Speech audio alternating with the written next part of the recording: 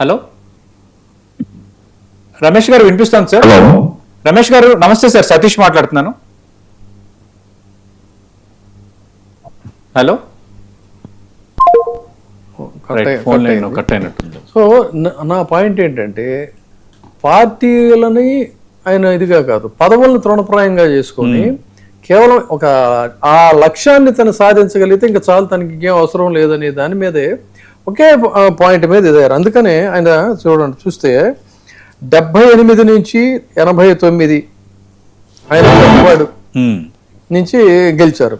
తర్వాత 78 జనతా పార్టీ తరఫున, 83లోనేమో తెలుగుదేశం నుంచి 85 తెలుగుదేశం, ఆ తర్వాత కాంగ్రెస్, ఆ తర్వాత అంటే ఒకే నియోజకవర్గం నుంచి వేరు పార్టీల తరఫున అంటే ఏంటి, ఆయన పర్సనల్ ఇమేజ్ తప్ప అక్కడ పార్టీలు అనేది సెకండరీ. కానీ ఎందుకు ఆ పార్టీలు ఎంచుకున్నారంటే సరే ఈ వీళ్ళనే ఏమైనా చేస్తారేమో అంటే ఎవరైనా అది కాపు రిజర్వేషన్ నిర్ణయం తీసుకుంటారేమో అని. ప్రస్తుతం ఫోన్ లైన్ లో ఉన్నారు మాజీ మంత్రి జోగి రమేష్ గారు. రమేష్ గారు నమస్తే సార్, సతీష్ మాట్లాడుతున్నాను. రమేష్ గారు హలో. రమేష్ గారు వినిపిస్తోంది సార్? కొంత సిగ్నల్ ప్రాబ్లం ఉంది. జోగి రమేష్ గారు మాట్లాడే ప్రయత్నిస్తున్నారు కానీ కొంత అక్కడ సాంకేతిక సమస్యలు. అందుకని ఆయన ఇమేజ్ తోనే గెలిచారు, పార్టీ ఈజ్ సెకండరీ. కాకపోతే ఏంటంటే ఎక్కడికి వెళ్ళినా వాళ్ళు ప్రతిసారి అవి కూడా తెలుసు నాకు, ఎందుకంటే నేను 1-2 ఈ లెటర్స్ కూడా నన్ను అడిగినప్పుడు కూడా నేను కూడా డ్రాఫ్ట్ చేశాను కొంత ఇచ్చినటువంటి పరిస్థితి. వాళ్ళకి అర్జెంట్ హైదరాబాద్ వచ్చి ఇక్కడ ఇవి లేకపోతే ఎక్కడి నుంచి తీసుకొని ఢిల్లీ వెళ్ళేవాళ్ళు. అయితే ఏదో ఒక వాళ్ళు అక్కడికి వెళ్ళిన తర్వాత ఒక లేమ్ ఎక్స్క్యూజ్ చెప్పడం, అది ఎట్లాగా దీనికి మనం పర్సంటేజ్ దాటిపోయింది, దీనికి అమెండ్మెంట్ చేయాలి అని అంటే, కాదు మళ్ళీ తమిళనాడులో చేశారు కదా అని వీళ్ళు అంటాం, ఆ తమిళనాడులో చేసిన పరిస్థితులు వేరు, ఆ తర్వాత కోర్టు ఇది వచ్చింది, ఇట్లా ప్రతిసారి ఏదో ఒక లేమ్ ఎక్స్క్యూజ్ చెప్పటం, మళ్ళీ ఈయన నిరాశ చెందటం, మళ్ళీ రావటం. సో ఇక లాభం లేదని చెప్పని విసిగిపోయి ఆయన ఒక పీక్ స్టేజ్కి దీన్ని ఉద్యమాన్ని తీసుకెళ్తే తప్ప వీళ్ళు మాట వినరని చెప్పని అప్పుడే ఆ రోజున ఈ రత్నాచల్ ఎక్స్ప్రెస్ సంఘటన తుని, ఆ తునిలో ఈ సమావేశం ఏర్పాటు చేసిన తర్వాత కొంతమంది అంత పెద్ద మహోద్యమం లాగా వచ్చిన తర్వాత కంట్రోల్ తప్పి మరి దాన్ని ఉద్దేశపూర్వకంగా ఈ యాంటీ సోషల్ ఎలిమెంట్స్ ఎవరైనా ఇన్వాల్వ్ అయ్యారా? ప్రస్తుతం ఫోన్ లైన్ లో ఉన్నారు మాజీ మంత్రి జోగి రమేష్ గారు. రమేష్ గారు నమస్తే సార్, సతీష్ మాట్లాడుతున్నాను. మళ్ళీ కట్ అయింది. రైట్. అలా ఆ ఉద్యమం అనేది ఒక గాడి తప్పింది. గాడి తప్పిన తర్వాత ఇక అప్పుడు ఏం చేశారంటే ఆయన అనివార్య పరిస్థితుల్లో యువత అంతా కూడా దెబ్బతింటారని దాన్ని ఆ ఉద్యమాన్ని స్టాల్ చేయాలని చెప్పని ఆయన నిర్ణయం తీసుకున్నారు.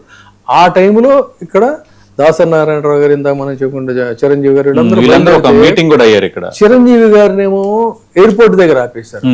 తర్వాత ఈయనకి రోడ్ల మీద అసలు వీళ్ళు రాకుండా ఎక్కడెక్కడ ఆపేస్తున్నారు అన్నట్టు అప్పుడు దాసరి గారు చెప్పారు నాకు.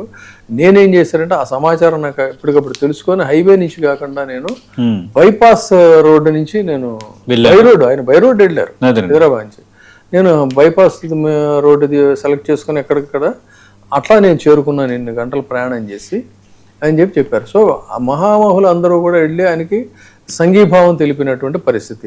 సో ఆ కేసు ఆ తర్వాత తదనంతరం పెట్టినటువంటి ఆ కేసులు, ఈ రైల్వే కోర్టు కేసులు కానీ ఇవి కానీ చాలా వరకు జగన్మోహన్ రెడ్డి సీఎం అయి, చాలా మందికి తెలియని విషయం ఏంటంటే జగన్మోహన్ రెడ్డి గారు సీఎం అయిన తర్వాత చాలా వరకు కేసులన్నిటినీ కూడా తీసేశారు.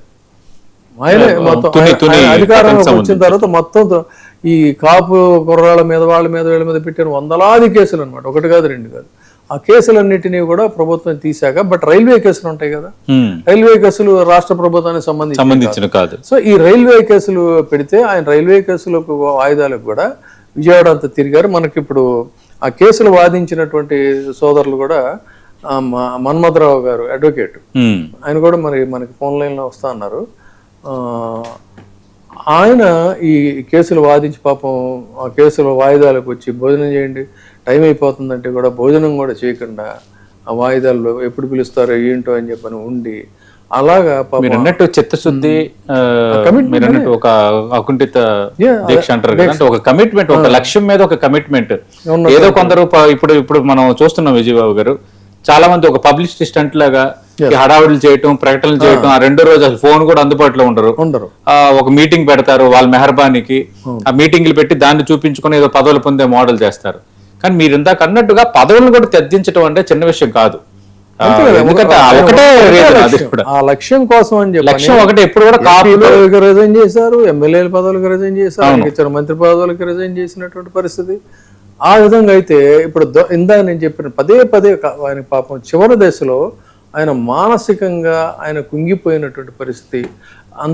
ఎంత సమాజం కోసం ఒక అతిపెద్ద దీనికోసం నిరంతరం పరిశ్రమించినటువంటి వ్యక్తిని చివరి దశలో ఏ మనుషుల కోసం అయితే ఆయన పనిచేశాడో అదే మనుషుల్ని వాళ్ళని తప్పుదారి పట్టించి వాళ్ళ ద్వారా ఆయన్ని అవమానించడం అనేది మాత్రం చరిత్ర క్షమించినటువంటి అంశంగా నేనైతే చెప్తున్నాను.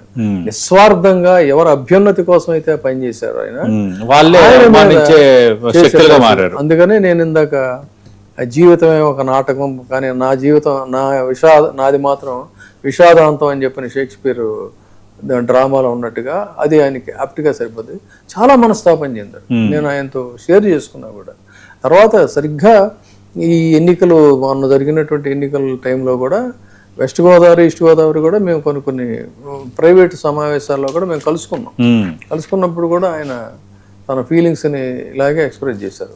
అది మాత్రం రాక్షసి రాజకీయమా వర్ధిల్లు అన్నట్టు రాజకీయాలు అనేది ఇంత క్రౌర్యంగా, ఇంత హీనంగా, నీచంగా ఉంటాయా అని అనడానికి ముద్రగడ పద్మనాభం గారి మీద వేసినటువంటి అభాండాలు, ఆయన్ని నిందించినటువంటి తీరు అది మాత్రం చాలా బాధాకరం. అవును. అంటే విజయబాబు గారు ఆత్మగౌరవం విషయంలో అసలు దేన్ని లెక్క చేయరు, పంతం పట్టారంటే ఇక దానికే కట్టుబడి ఉంటారు అంటారు ముద్రగడ పద్మనాభం గారిని. ఎందుకంటే చూసాం, అంటే కుమార్తె అటు వైసీపీలో చేరటాన్ని వ్యతిరేకించటము, అప్పుడు కొన్ని అంశాలు ప్రస్తావన వచ్చిన తర్వాత కనీసం ఇంకా కుమార్తె నేను ముఖం చూడ మాకు సంబంధాలు తెగిపోయినంత మాట్లాడినంత వరకు వచ్చింది పరిస్థితి. అంటే ఆయన ఒకటి అనుకున్నారంటే దానికి అంత పట్టుదల, ఆ పట్టుదల విషయంలో ఇక ఆయన ఎవరిని కేర్ చేయరు. ఇప్పుడు చిన్నప్పటి నుంచి ఆయన పట్టుదల తెలుసు, ఆయన ఎలాంటి వాడో తెలుసు. తెలిసిన తర్వాత కూడా వీళ్ళు మరి ఆ నీడలో పెరిగినటువంటి వాళ్ళు ఆ రకమైన నిర్ణయాలు తీసుకొని విమర్శించడం అదైతే అంటే కుత్సిత రాజకీయాలు అలా చేయటం అనేది చాలా దారుణం అండి. మాట్లాడుకుంటూ పోవడం. ఇప్పుడు కన్న తండ్రి సరే నీకు నచ్చనప్పుడు నువ్వు మొదటి నుంచి రాజకీయాల్లో ఉన్నటువంటి వ్యక్తులు అయితే వేరు కదా, ఎవరో ప్రేరణ వల్ల బహిరంగంగా వచ్చి విమర్శించడం అది కూడా ఆ దశలో ఉన్నప్పుడు ఆయన అన్ని తెలిసి కూడా చేయడం అనేది మాత్రం అది ఖచ్చితంగా అది కరెక్ట్ కాదు. రైట్. తెలంగాణ ముఖ్యమంత్రి రేవంత్ రెడ్డి ముద్రగడ మృతిపై సంతాపం వ్యక్తం చేశారు. ఉమ్మడి ఆంధ్రప్రదేశ్ మాజీ మంత్రి, లోక్సభ మాజీ సభ్యుడు ముద్రగడ పద్మనాభం గారి ఆకస్మిక మరణం పట్ల తీవ్ర విచారం వ్యక్తం చేస్తున్నాను. శాసనసభ్యుడిగా, లోక్సభ సభ్యుడిగానే కాకుండా ప్రజానాయకుడిగా సమస్యల పరిష్కారంలో ముందుండి పోరాడారు. ముద్రగడ ఆత్మకు శాంతి చేకూరాలి అని భగవంతుని ప్రార్థిస్తున్నాను. ఆయన కుటుంబ సభ్యులు, శ్రేయోభిలాషులకు తన ప్రగాఢ సానుభూతిని, సంతాపాన్ని తెలియజేస్తున్నానంటూ తెలంగాణ ముఖ్యమంత్రి రేవంత్ రెడ్డి ముద్రగడ మరణం పైన తన సంతాపాన్ని వ్యక్తపరిచారు. మనం చూస్తున్నాం, తెలంగాణ మాజీ సీఎం కేసీఆర్ కూడా తన సంతాపాన్ని వ్యక్తపరిచారు. ముద్రగడ లాంటి నాయకులు రాజకీయాల్లో అరుదుగా ఉంటారు. లక్ష్యాలు సాధించే దిశగా వాళ్ళు ఇంకా రాజకీయాలు, పదవుల కంటే లక్ష్యం వైపు అడుగులు వేస్తారు. ఆయనతో నాకు పరిచయం, అనుబంధం ఉంది అంటూ మాజీ ముఖ్యమంత్రి కేసీఆర్ తన సంతాపాన్ని వ్యక్తపరిచారు. అలాగే మాజీ ముఖ్యమంత్రి వైఎస్ జగన్మోహన్ రెడ్డి కొద్దిసేపటి కిందటే ట్వీట్లో ముద్రగడ అన్న మరణం తనను తీవ్రంగా బాధించింది, అటు ఎనలేని సేవలు అందించారు, అటు రాష్ట్రానికి అలాగే ప్రధానంగా వైఎస్ఆర్ కాంగ్రెస్ పార్టీకి ఇది తీరని లోటని మాజీ ముఖ్యమంత్రి జగన్మోహన్ రెడ్డి సంతాపం వ్యక్తం చేశారు. విజయబాబు గారు, మనం చూసాం, కేవలం ఆంధ్రప్రదేశ్ చెందిన నేత కాదు, అటు ఉమ్మడి ఆంధ్రప్రదేశ్లోనే ఆయన రాజకీయం పట్ల, ఆయన లక్ష్య సాధన దిశగా ఆయన చేసిన ఉద్యమాల పట్ల, ఆయన స్వాభావికంగా హత్తుకుని ఆలింగనం చేసి ఆకట్టుకునే ఆయన వ్యవహార శైలి పట్ల అవును. మాజీ ముఖ్యమంత్రులు కూడా చాలా బాధ వ్యక్తం చేస్తున్నారు మరణం పట్ల. అంటే ఇక్కడ గమనించాల్సింది ఇందాక నేను చెప్పాను, ఆయన ఒక రాజకీయ నాయకుడు కాదు, ఒక ఉద్యమ నేత. తను విశ్వసించిన లక్ష్యం కోసం రాజీ పడకుండా పోరాడినటువంటి వ్యక్తి. ఎందుకంటే మీకు చూడండి, ఆయన పైగా ఏంటి, ఈ కాలంలో నిరాహార దీక్ష ఆయన ఆయుధం. నిరాహార దీక్షతోనే అనుకున్నది సాధించి 2016లో కాపు రిజర్వేషన్లు, కాపు సంక్షేమానికి 1900 కోట్ల నిధులు కావాలని డిమాండ్ చేస్తే ఆయన నిరాహార దీక్ష చేపట్టేసరికి, ఈ నిరాహార దీక్ష ఇంకా డిలే చేస్తే రాష్ట్రంలో పరిస్థితులు మరింత ఇదవుతాయేమో అని చెప్పని భయపడి ప్రభుత్వం దిగొచ్చి ఆయనతో చర్చలు జరిపి హామీ ఇచ్చిన తర్వాత ఆయన దీక్ష విరమించారు. అది అక్కడ. ఆ విధంగా ప్రతిసారి కూడా శాంతియుతంగానే, అహింస ద్వారానే, గాంధీ సిద్ధాంతంలోనే ఆయన ఈ ప్రభుత్వాలని తన దారికి తెచ్చుకున్నటువంటి ఒక ఉద్యమ నేత అండి. అది ఆయనకు ఉన్నటువంటి ప్రత్యేకత. ఒక క్లీన్ ఇమేజ్. అవును, ఇంతకాలం రాజకీయాల్లో ఉన్నా కూడా, ఇందాక